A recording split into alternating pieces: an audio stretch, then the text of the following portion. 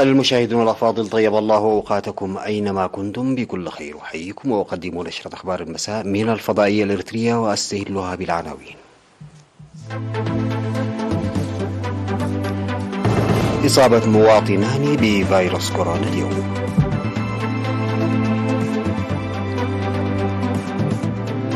مساهمة الأبحاث الزراعية في الدفع بالزراعة في قلوج. تطعيم المواشي في إقليم الكاشبركة.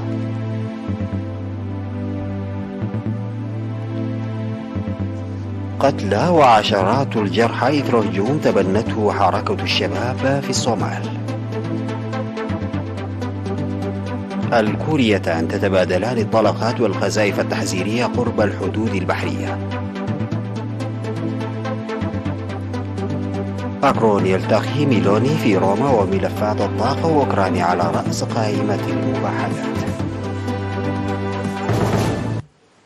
السلام عليكم ورحمة الله. أعلنت وزارة الصحة بأن الفحوصات المخبرية التي أجريت اليوم في الإقليم الأوسط أظهرت إصابة مواطنان 2 من فروبيا وغزكنيشا بفيروس كورونا. في غضون ذلك شفي مريض واحد في الإقليم الأوسط. بهذا بلغ عدد المصابين بفيروس كورونا في البلاد حتى الآن 10,187، شفي منهم 10,080 وتوفي 103، فيما يتلقى 4 مرضى الرعاية في المستشفيات. وزارة الصحة 24 من أكتوبر 2022.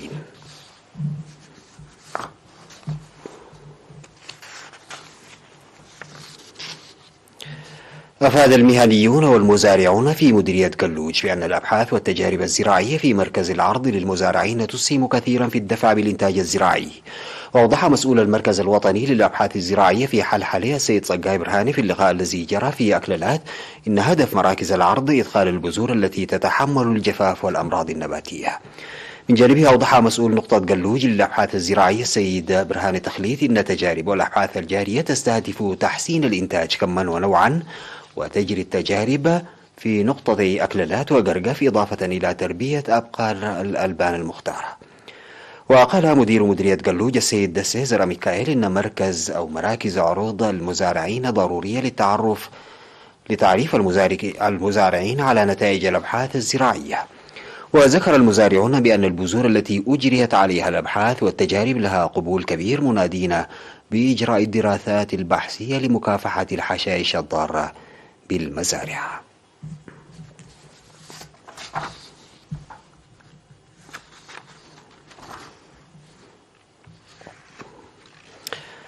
نفذت وزارة الزراعة حملة تطعيم للمواشي في 5 مديريات في إقليم الكاشبركة، هي سلعة وكركبة ودقة وأغردات وشنبقة، ضد الأمراض المنتقلة من الحيوان للإنسان.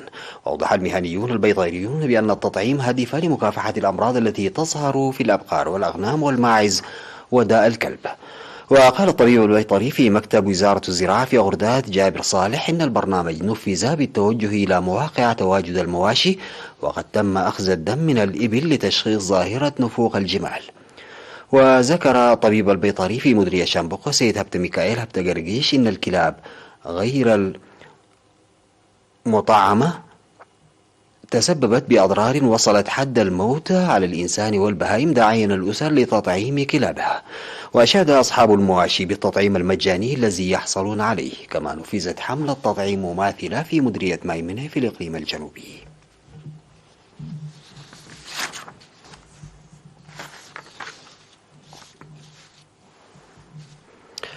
عقدت شرطة إقليم جنوب البحر الأحمر سمينارا لطلاب المرحلة المتوسطة هادفا للتعريف بالقانون ومكافحة الحوادث المرورية. وقال قائد شرطة المرور في الإقليم الرائد هبت قبرو إن احترام قانون المرور جزء من القيم السمحة، موضحا بأن أضرار كبيرة تحدثها الحوادث المرورية في الأرواح والممتلكات، وعلى الطلاب أن يكونوا مثالا للآخرين باحترام قوانين المرور. وذكر بأن سير الدراجات والدراجات النارية في الشوارع غير المسموح به، والترادف والقيادة دون رخص والسرعة الفائقة وانتهاك شارات المرور من المخالفات التي تحدث باستمرار ويجب مكافحتها. من جانبه دعا مسؤول مكافحة الجريمة في مركز الشرطة الأول في عاصمة السيد كيدان صقاي دعا الطلاب للتحلي بالقيم والابتعاد عن الجريمة والمساهمة في التصدي لظواهر الجريمة في محيطهم. ودعا السمينار الطلاب لتعزيز تعاونهم مع الشرطة الأهلية المقامة في كل منطقة.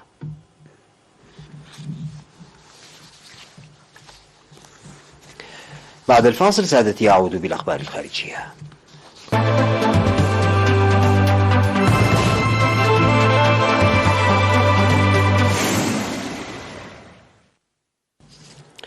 قتل 9 أشخاص على الأقل وأصيب العشرات جراء انفجار سيارة ملغومة وهجوم مسلح على فندق في مدينة كيسمايو الصومالية تبنته حركة الشباب المرتبطة بتنظيم القاعدة. وبعد الهجوم الأحدث ضمن سلسلة عمليات جديدة شنتها الحركة في الصومال، وبدأ إطلاق النار بعد أن اصطدم السيارة محملة بمتفجرات ببوابة فندق توكل في المدينة الساحلية.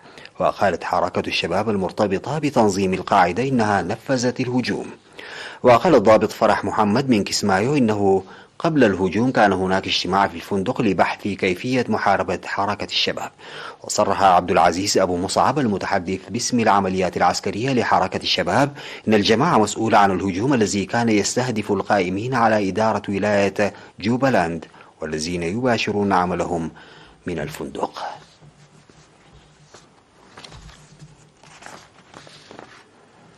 تبادلت كوريا الجنوبية وجارتها الشمالية طلقات وقذائف تحذيرية قرب الحدود البحرية بينهما.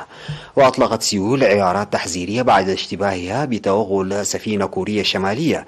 في المقابل أطلقت بيونغ يانغ 10 قذائف مدفعية قبالة ساحلها الغربي ردا على طلقات لكوريا الجنوبية.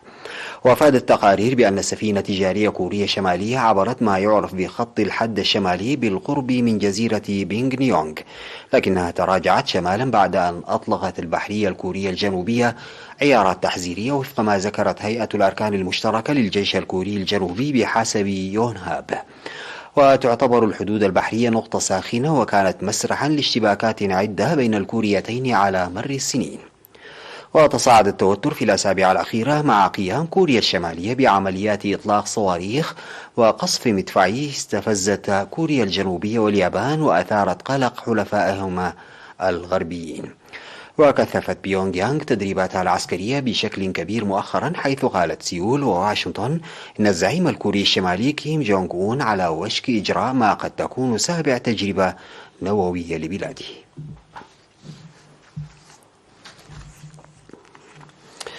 في أول لقاء لها مع زعيم أوروبي اجتمعت رئيسة الوزراء الإيطالية جورجيا ميلوني في روما بالرئيس الفرنسي مانويل ماكرون الذي تعهد العمل معها بشكل طموح لكن أيضا بيقظة.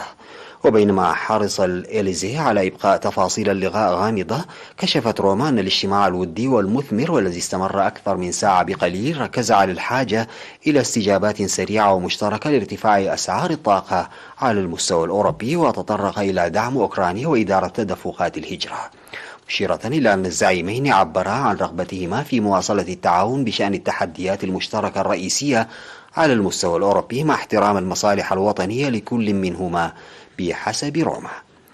وسلم ماريو دراغي الذي ترأس حكومة إيطاليا في فبراير 2021 السلطة إلى زعيمة حزب فراتيلي دي إيطاليا اليميني المتطرف في قصر كيجي مقر الحكومة، واجتمعا فيما بعد بمفردهما لأكثر من ساعة.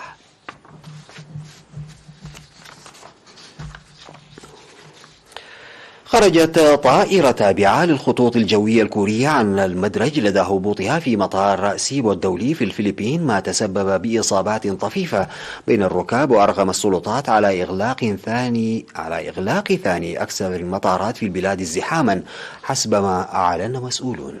وتم إجلاء ركاب وطاقم الطائرة التي كانت تقوم برحلة من إنشيون بكوريا الجنوبية، والبارق عددهم 173 من الطائرة، وهي من طراز إيرباص A330 عقب خروجها عن المدرج، على ما أكدت هيئة الطيران المدني في الفلبين في تقرير. وتلقى عدد من الأشخاص الذين أصيبوا بجروح طفيفة إسعافات في عيادة المطار. وقدم رئيس الخطوط الكورية وو كي هونغ اعتذاره إزاء الحادثة، ووعد بإجراء تحقيق معمق من جانب السلطات الفلبينية والكورية الجنوبية.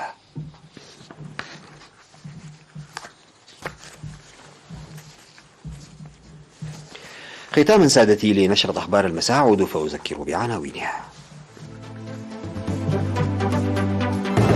إصابة مواطنان بفيروس كورونا اليوم.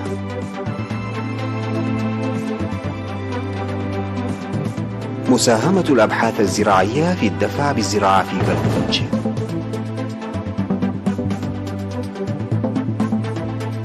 تطعيم المواشي في إقليم الباشمكة.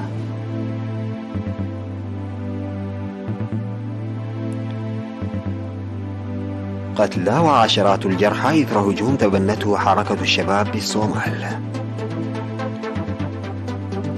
الكوريتان تتبادلان الطلقات والقذائف التحذيرية قرب الحدود البحرية. ماكرون يلتقي ميلوني في روما وملفات الطاقة وأوكرانيا على رأس قائمة المباحثات. انتهت نشرة أخبار المساء، قدمتها لحضراتكم من الفضائية الإريترية. شكرا لمتابعتكم، السلام عليكم ورحمة الله تعالى وبركاته.